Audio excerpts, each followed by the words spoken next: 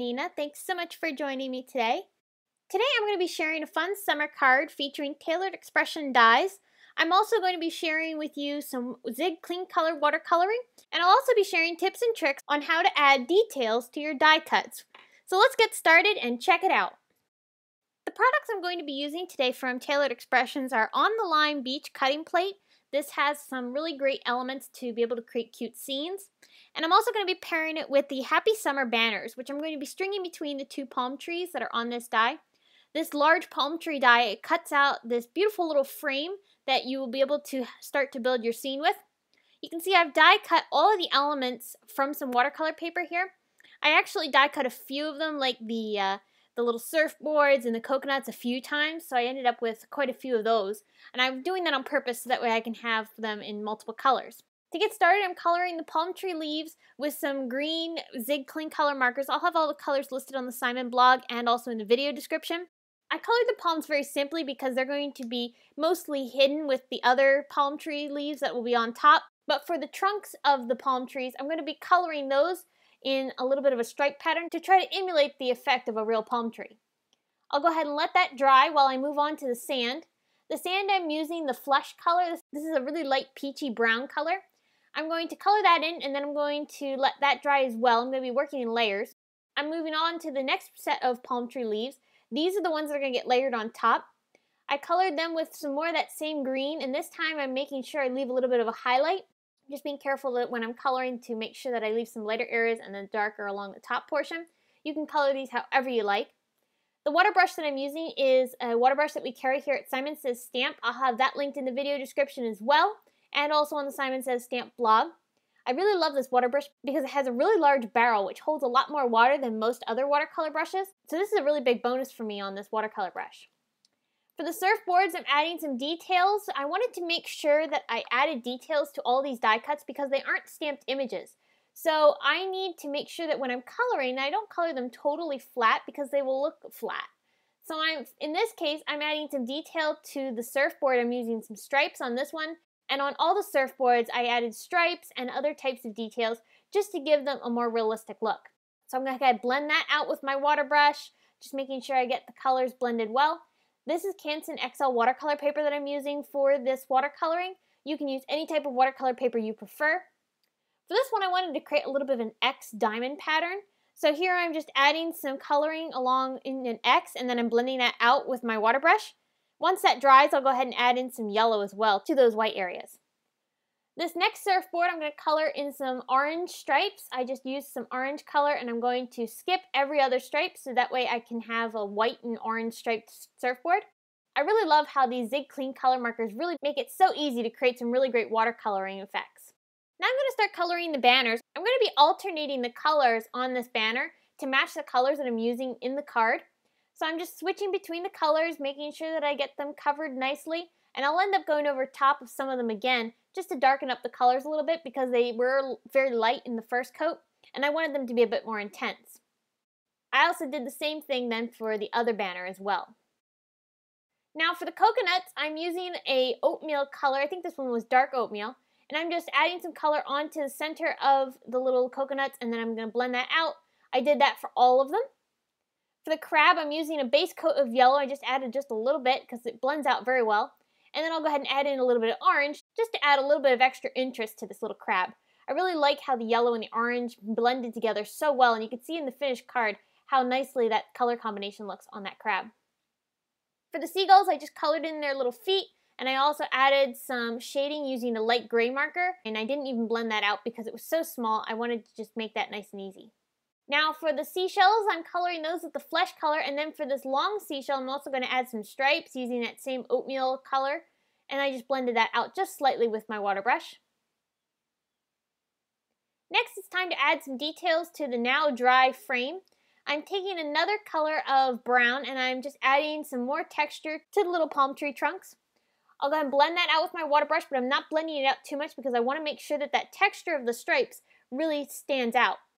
You can see as I'm coloring, I'm just doing some very random flicks, and that's just going to give this a little bit more of an organic feel. For the sand, I'm going to add some shading using a lighter brown, and I'll go ahead and blend that out. And then I'll also start adding in some more sand texture later on once this dries. Now it's time to start putting our scene together. Here I've got my piece of watercolor paper that I'm going to die cut from a stitched rectangle die from Simon Says Stamp. This will make it perfectly sized to go with our little palm tree frame. I'm going to create a little background. This is going to be very simple. I'm going to take some blue marker and I'm just going to create some really rough sketching of water. And I'm going to blend that out with a larger paintbrush. Now the reason I did the rough sketches was because I wanted this to have texture and look like it was moving water. So having that rough lines across the paper really adds to that effect.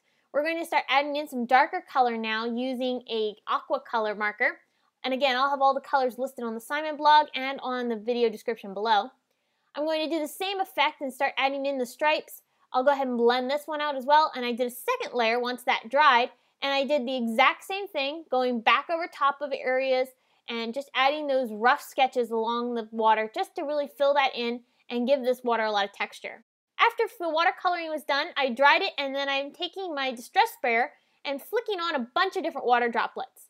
I let those dry for probably about 30 seconds or so, and then I dab them up with a rag, and this just lifts off some of the color, and I love that Zig Clean Color markers react so well with water. I'm going to work on the sky now. Here I'm applying a layer of water across this entire panel. This is just going to get the paper wet and it'll help my marker move a lot easier because I really want this to be a very light fade from a yellow to whitish tone. So here I'm just going to apply some of that color down along the bottom, being careful not to blend it too much with the blue on the water. And then I'll go ahead and take my brush once again and blend this out with some water. And this will just really soften this to help me create a really nice gradient of color from the bottom portion of the sky to the top. As I was coloring the sky, I decided I wanted to add more texture to the water. So I'm going to cover up that sky with just a piece of scratch paper. I'm going to apply some of that dark blue marker that I used for the water onto a clear block and flick on the color using a wet paintbrush. This will help give me just a little bit of extra texture to the water and help it have a more realistic appearance. Now it's time to start putting our scene together. So I'm taking some foam tape and I'm applying it all over the back side of this little frame. I'm going to attach it down right onto the bottom portion of our card. And I'm making sure that I line it up on both sides so that way I have it perfectly centered right in the center area of this panel. And now I'll start putting the rest of the elements onto the scene. I want the banners to be stretching across the palm trees, so I'm going to lay these down where I want them, and to hold them in place I'm going to take just some regular Scotch tape and tape them down onto the palm trees. This will help them hold in place as I'm building the rest of the scene and adding the layers, because these banners are actually going to be hidden under the top layer of the palm trees. So I'm just going to go ahead and hide that adhesive with these little palm trees, and this will make it perfectly easy for us to be able to layer these up, and it really creates a really cute card.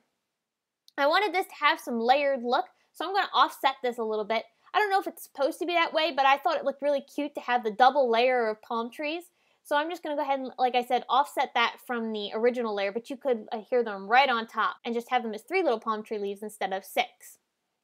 So after I've applied those down, I'm now going to start adding in the rest of the elements. I'm taking the surfboards and I'm going to pop those up with some foam tape. You can see I'll just tuck these underneath the ground. I used foam tape to attach all of those down.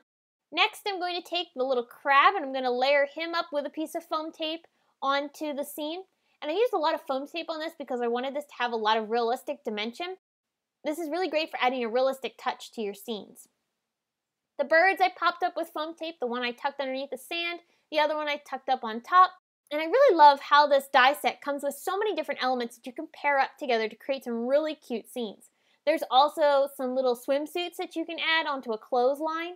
That is really, really cute. I didn't use them on here because I wanted to have the banner instead, but you could also change it up and have the little swimsuits hanging from the palm trees instead of the banner. The coconuts I'm applying down with some liquid glue. I didn't want to use foam tape for these. And then I'm also going to add that texture that I mentioned earlier using my Zig Clean Color markers onto this now dry watercolor paper. I'm being very sporadic with the placement of the color. I'm making sure I just add some scribbles because I don't want this to be defined and I don't want it to be a perfect line because I want it to have a look of texture. So I'm just going to blend things out as needed, and then I'll also start adding in some darker color using some more darker markers. I also ended up coloring some of the little light strings that are included in the On the Line Beach die set. I'm going to string those underneath the palm trees. This was an afterthought. I kind of didn't think of adding these until afterwards, and I was like, oh no, I wanted to add those in. So I'm going to go ahead and lay those in underneath. I'm being very careful, and what really saved me on this was because I had layered everything up with foam tape, and I was able to tuck these in underneath. Otherwise, I would not have been able to add them on if I had glued everything down with liquid glue or other type of adhesive that applied it directly to the card base. So I'll just go ahead and string 3 strands of these little lights across my card. I really love how you can layer these up to create these really fun, tropical looking lights. I love this scene. It makes me feel like I should be in Hawaii or something. I mean, like, I could totally see myself right there on that beach with a nice cold drink, looking at the sunset, and just enjoying the nice warm tropical air. I mean, that just sounds like so much fun, doesn't it? Alright, and now to finish up my card, I'm going to just add a little bit of hemp to the top portion. I tied it into a bow. I'm going to put some liquid adhesive along the back side of the little knot on the bow, and that's going to help hold this in place so it doesn't shift around and move. I really love doing this on my cards because it makes sure that my bows stay in place and don't fall apart later on. I also trimmed off the ends using my Tim Holtz scissors. And that's going to do it for me. I hope you've enjoyed and got some inspiration on using tailored expression dies and your watercolors to create some really fun details on your die cuts. If you have any questions, please leave them in the comments section below, and head on over to the Simon Says Stamp blog where you can get more information on this card, including still pictures and products used.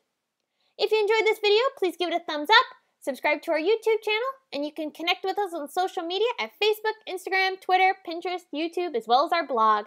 Thanks so much for watching. We'll see you again soon.